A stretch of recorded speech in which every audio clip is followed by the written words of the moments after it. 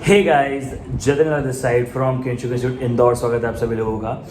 आज सर जो दिन है, मतलब आज है सर 13 सितंबर एंड आज आने वाला है रिजल्ट आप लोगों का। मुझे मालूम है कि 13 या 14 को आने वाला है, बट आज ही धीरज सर ने मॉर्निंग में ट्वीट कर दिया है कि आज रिजल्ट आने वाला है, यानी आज इवनिंग में रिजल्ट आने वाला है। एंड विच वॉज ऑलरेडी जो मैंने कल रात को भी लाइव में यही कहा था। अब कुछ बच्चे देखो पास होंगे, तो best of luck to everyone जो पास होने वाले हैं। कॉन्ग्रेचुलेशन एंड बहुत अच्छा है, आप पास हुए, आपकी मेहनत सफल हुई। पर कुछ बच्चे फेल भी होंगे। अब जो बच्चा फेल होगा, क्या उसने मेहनत नहीं करी? ऐसी बात नहीं है। क्या उसने अपना 100% नहीं दिया? शायद। बट उसने ऐसी क्या गलतियां करी जो उसे वापस नहीं करना चाहिए, और रिजल्ट वाले दिन रोने से ज़्यादा मेहनत पे फोकस करना चाहिए। देखो, सबसे पहली बात, result is the outcome of past, not the circumstances for the future. मतलब जो हो चुका है वो आप देख रहे हो, उसे देख कर, रो कर, बहुत ज़्यादा समय उस पर बिता कर कुछ होगा क्या? कुछ भी नहीं होगा। तो भाई ऐसा नहीं कि रोना नहीं है, रोना है घर वालों को एहसास दिलवाना है कि हम देखो हम फेल हो गए, हमको बुरा लग रहा है, that's okay. But on the top of that आप लोगों को एक चीज़ को ध्यान रखना है, वो ये है कि सर किसी भी कीमत पे, किसी भी तरह से आपको एक चीज़ का 100% फोकस रखना है, वो ये है कि एनालाइज रखो वो पास्ट है and you can not change the past at all. Time machine नहीं होगी तो कर ही नहीं पाओगे ना। अगर टाइम मशीन है, आप बहुत अमीर हो तो पता लगे। So coming to the fact again, sir ज़्यादा लोड नहीं लेना है, और रिजल्ट का पास फेलना ज़िंदगी भर चलता है। मतलब मैं आपको एक बात बता दूँ, passing and failure is a part of life. And जो इंसान फेल होता है ना, उसका मतलब ये नहीं होता है कि वो कमज़ोर था या उसने अच्छे से मेहनत नहीं करी। उसका असली मतलब ये होता है कि उसकी मेहनत में कुछ कमी थी। आपको लग रहा है आपने पूरी मेहनत करी, बट शायद आपने पूरी मेहनत नहीं करी है। तो अगर आप फेल होते हो तो सबसे पहला पॉइंट आपको क्या फोकस करना है? इसका मतलब ये नहीं कि हम सीए छोड़ देंगे या हम ये छोड़ देंगे। कितनी चीज़ों को पकड़ के छोड़ोगे?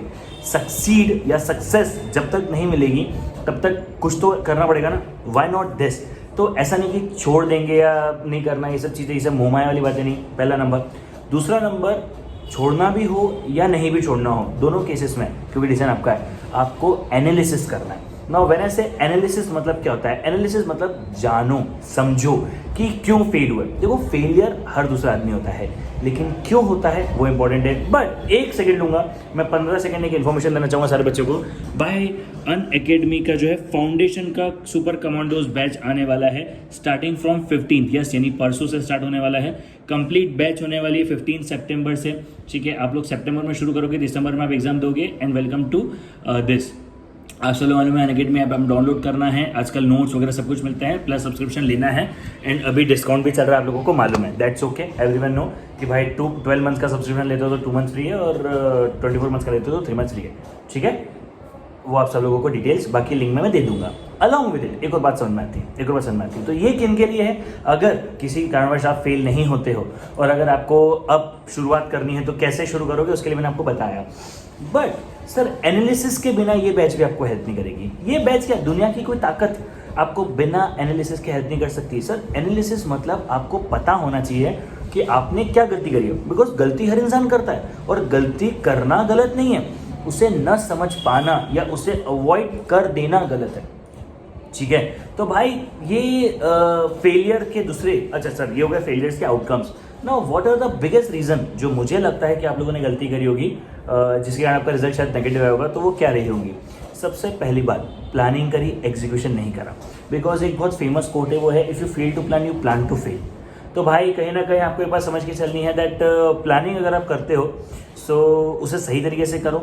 ओवर एक्सपेक्टेशन, ये सब बातें मैं आई बटन में डाल दूंगा, आप लोगों को मालूम है कि, और बाकी सारी बातें क्या क्या प्लानिंग से रिलेटेड और क्या पॉइंट्स होते हैं। सेकेंड चीज़, सर आप लोगों ने जो पेपर में गए, स्ट्रेस में आ गए, प्रेशर में आ गए, ओवर थिंकिंग में आ गए, समझ ही नहीं पाए कि सच्चाई क्या है, झूठ क्या है, ज़िंदगी आपसे चाहती क्या है, ये सब चीज़ें आप समझ ही नहीं पाए।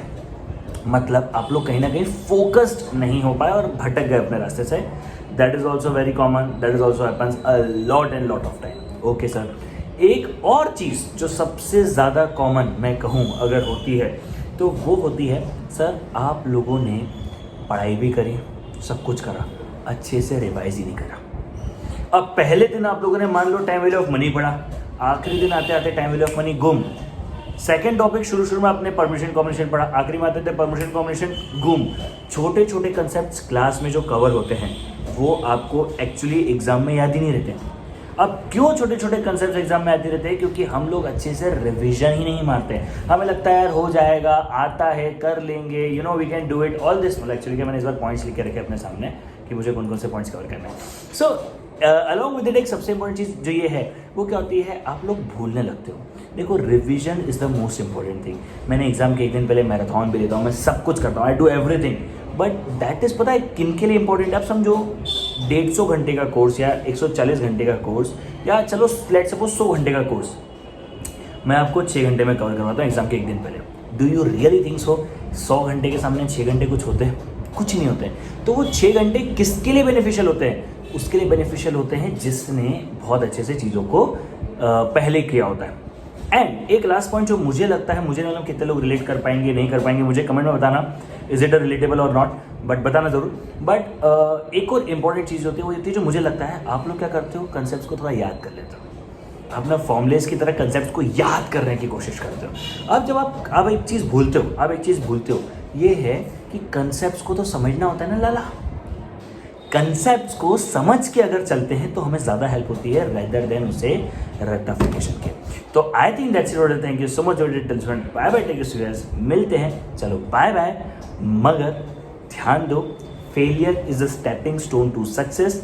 और ये मत सोचना मेरा कोई दोस्त आगे चले गया मैं पीछे रह गया। अगर कोई दोस्त आगे चले गया तो तुम उसको इंटर में ओवरटेक कर सकते हो, फाइनल में ओवरटेक कर सकते हो। यहाँ पे आगे पीछे पीछे आगे चलता रहता है। जैसे गाजी में ऊपर नीचे चलता रहता है, यहाँ पे आगे पीछे पीछे आगे चलता रहता है। तो मेरे हिसाब से नेगेटिविटी को अवॉइड करना और नेगेटिविटी की 12 बजा देना और पॉजिटिविटी अपने रखना, मज़ा आएगा। Bye bye, see you, take care, bye.